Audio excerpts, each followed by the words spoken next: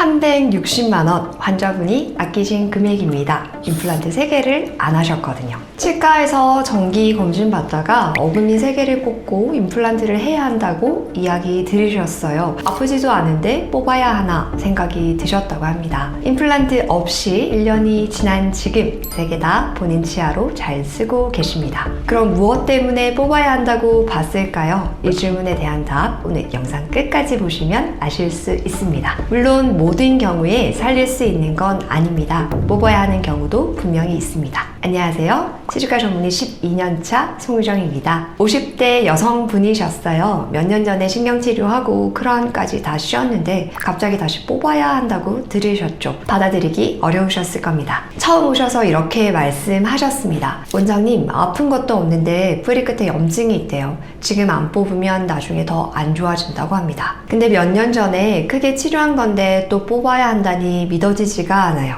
이런 분들 진료실에서 종종 보게 됩니다. 여기서 한 가지 아셔야 할 게 있습니다. 뽑으라고 하는 게 틀린 건 아닙니다. 뿌리 끝에 염증이 있으면 신경치료를 다시 하거나 그래도 안 되면 뿌리 끝을 잘라내는 수술을 해야 합니다. 뼈가 많이 녹았으면 뼈를 다시 채워주는 치료까지 해야 하고요. 근데 이 치료들 모든 치과에서 다 하는 건 아닙니다. 뿌리 끝 수술은 보조음과나 치주과에서 주로 하고 뼈 재생 치료는 치주과 전문의가 아니면 잘 안 하게 되거든요. 그러니까 뽑으라고 하신 선생님이 잘못하신 것은 아닙니다. 치료 옵션의 범위가 다른 겁니다.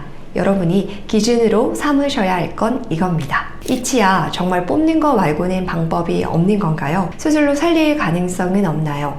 이 질문 꼭 해보셔야 합니다. 그리고 하나 더 알고 계셔야 할 게 있습니다. 뼈 재생 치료에 쓰는 엠도게인 재료비가 약 10만 원 정도 되는데요. 건강보험 수가 또한 똑같이 약 10만 원입니다. 재료비와 수가가 똑같습니다. 또한 엠도게인은 그냥 쓸 수 있는 게 아니라 조직유도 재생술, 즉 잇몸 수술을 하면서 사용할 수 있습니다. 사용하는 방법이 까다롭습니다. 그래서 다른 치과에서 크게 잘 권유를 하지 않는 것 같습니다. 치료 옵션과 수익 구조의 차이일 수 있다는 걸 아셔야 합니다. 그래서 여러분이 기준으로 삼으셔야 할 건 이 치료를 할 수 있는 곳인가, 살릴 수 있는 방법을 다 검토해 보았는가 입니다. 다시 환자분 케이스 돌아오겠습니다. 엑스레이 보시면 오른쪽 위 작은 어금니 하나 그리고 큰 어금니 2개 있습니다. 뿌리 끝에 염증이 보이시죠? 이게 신경치료를 한 뒤에도 생긴 염증입니다. 제가 확인한 건 3가지입니다. 첫 번째, 치아 자체는 튼튼한가? 금이 갔거나 뿌리가 부러진 건 아닌가? 그리고 염증이 어디까지 퍼졌는가? 치료로 다시 잡을 수 있는 범위인지. 세 번째, 환자분의 의지. 이분은 살릴 수 있는 치료라면 다 하고 싶다고 하셨습니다. 확인 결과 환자분의 의지와 함께 살리는 치료를 하겠다고 판단하였습니다. 우선 작은 어금니는 신경치료를 다시 했습니다. 다행히 뿌리 끝 염증이 잡혔어요. 신경치료 다시 했더니 염증이 사라진 거죠.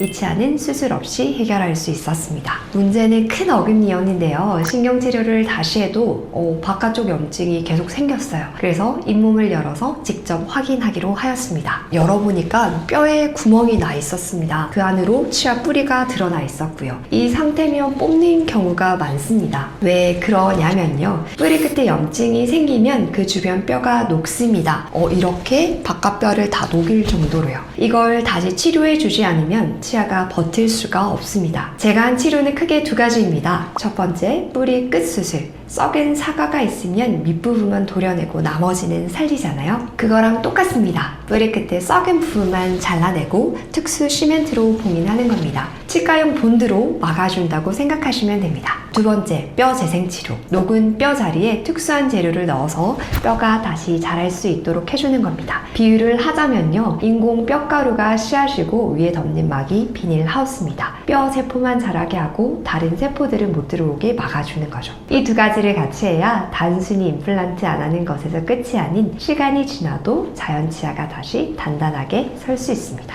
여기서 하나 더 쓴 게 엠도게인이라는 재료입니다. 논문을 보시면 엠도게인을 쓰면 치아 주변 조직이 평균 1mm 정도 더 재생된다는 연구 결과가 있습니다. 1mm가 별거 아닌 것 같지만 잇몸에서 1mm는 치아가 살고 죽고의 차이입니다. 그 1mm가 치아를 10년 더 쓰게 해줄 수도 있습니다. 뼈만 채우는 게 아닙니다. 치아를 잡아주는 인대랑 뿌리 껍질까지 같이 살려주는 겁니다. 그래야 진짜 내 치아처럼 단단하게 유지할 수 있거든요. 수술 후 2달이 지나니까 염증 없이 잘 씹으시더라고요. 그래서 그림과 같이 최종 크라운으로 마무리하였습니다. 마지막 치아는 제가 검사해 본 결과 크게 이상은 없어서 그대로 유지하기로 하였습니다. 그리고 1년이 지난 사진입니다. 보시면 뿌리 끝에 까맣던 부분이 많이 사라진 걸 보실 수 있죠. 치아 주변에 까만 테두리가 생겨난 걸 볼 수 있는데요. 이게 뼈가 건강하게 치주인대와 함께 붙어 있다는 신호입니다. 만약 처음에 다 뽑으셨다면요, 임플란트 한 개에 약 120만원, 3개면